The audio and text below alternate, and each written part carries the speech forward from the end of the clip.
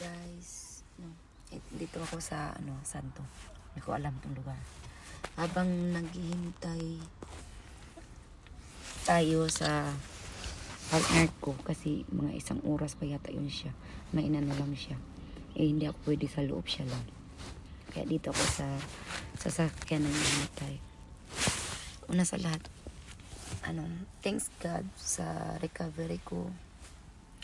Ngayon, nakalabas na sa bahay. First time ko nakalabas. Simula nung galing ako sa hospital. Kwento ko lang sa inyo guys na mga 1 week pa lang naoperahan na. Kakalabas ko lang sa bahay kasi hindi pa pwedeng masyadong magalaw. Kahit ngayon pwede na, thanks God, nakakagalaw na ako, pero mahina lang kasi pag mabilis nakakalakad ako ng dandahan, pero yung mabilisan masakit ako. Pinto ko lang sa inyo guys.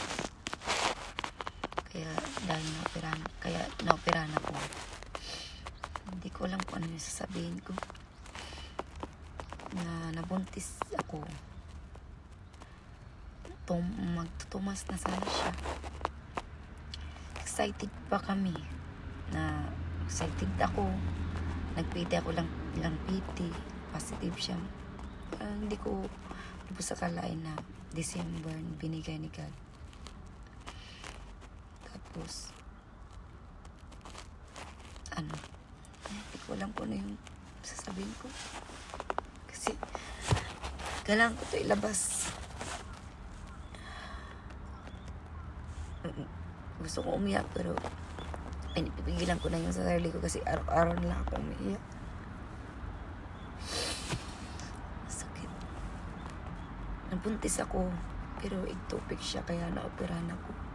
Nasa labas siya, tumubo sa tubo. Kaya naoperahan ako. Kailangan akong operahan. Kaya naoperahan ako. Kasi hindi siya pwede, kasi hindi naman siya tutubo doon. Kasi nasa labas siya.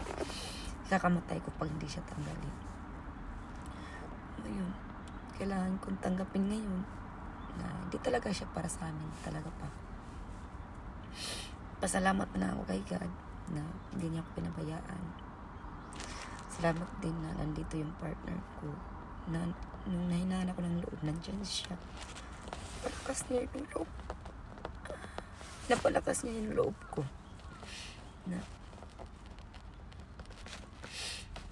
anong magawa daw, kasi hindi talaga para sa amin talaga.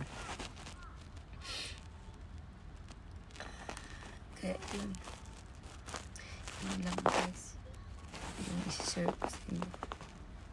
Nilabas ko lang kasi sakit pa rin sa dibdib. Kailangan, life is short, kaya pagpatuloy natin yung buhay natin. May mga plano pa si God talaga para sa akin, kaya hindi pa niya binigay. Kaya yun lang guys. Thank you for watching. Thank you sa mga nakikinig. Bye.